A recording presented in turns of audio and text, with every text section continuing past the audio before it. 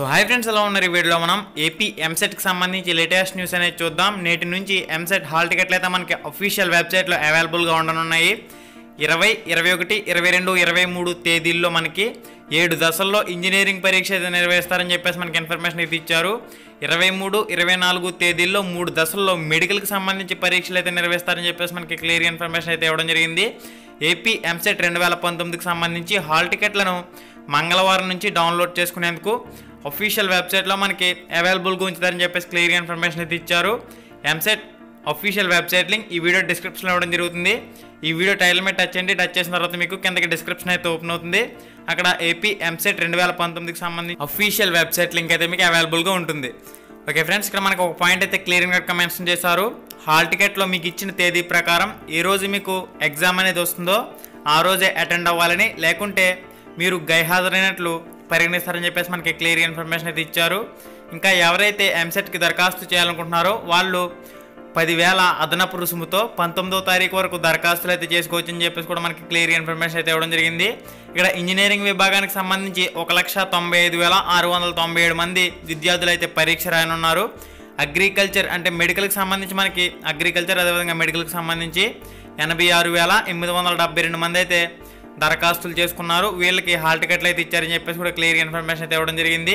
మొత్తంగా మనం చూసినట్లయితే ఇంజనీరింగ్, అదేవిధంగా మెడికల్, అగ్రికల్చర్కి సంబంధించి 2,82,569 మంది అయితే దరఖాస్తు చేసుకున్నారు. వీళ్ళకి హాల్ టికెట్లు అయితే ఇవ్వనున్నారు, పరీక్ష అయితే రాయనున్నారని చెప్పేసి కూడా మనకి ఇన్ఫర్మేషన్ అయితే ఇవ్వడం జరిగింది. ఈ నెల 20, 21, 22 తేదీల్లో ఇంజనీరింగ్ పరీక్ష అయితే జరగనుంది. వీళ్ళకి మొత్తం 7 సెషన్లలో పరీక్ష అయితే నిర్వహిస్తారని చెప్పేసి మనకి ఇన్ఫర్మేషన్ అయితే ఇవ్వడం జరిగింది. మెడికల్కి సంబంధించి 3 సెషన్లలో పరీక్ష అయితే నిర్వహించినట్లు మనకి ఇన్ఫర్మేషన్ అయితే ఇవ్వడం జరిగింది.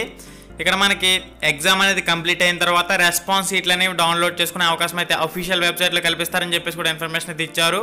మీరు ఏదైతే అప్లికేషన్లో ఈమెయిల్ ఐడి ఇచ్చి ఉన్నారో ఆ ఈమెయిల్ ఐడికి మీ రెస్పాన్స్ షీట్, మీ ఎగ్జామ్ పేపర్ అనేది మెయిల్ చేయబడుతుందని చెప్పేసి కూడా క్లియర్ ఇన్ఫర్మేషన్ అయితే ఇవ్వడం జరిగింది. ఇంకా ఎగ్జామ్ అనేది కంప్లీట్ అయిన తర్వాత ఏమైనా ఎగ్జామ్లో తప్పులుంటే వాటిపైన మీరు ఫిర్యాదులు చేసేందుకు కూడా అవకాశం అయితే కల్పిస్తారని చెప్పేసి కూడా మనకి క్లియర్ ఇన్ఫర్మేషన్ అయితే ఇచ్చారు.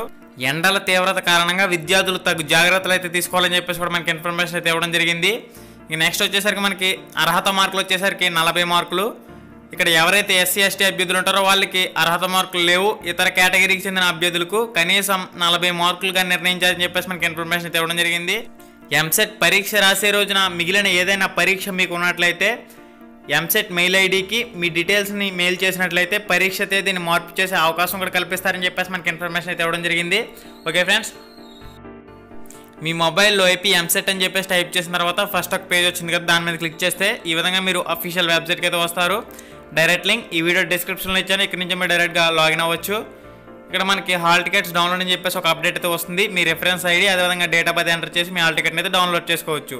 Okay friends, thanks for watching. Have a nice day and జై హింద్.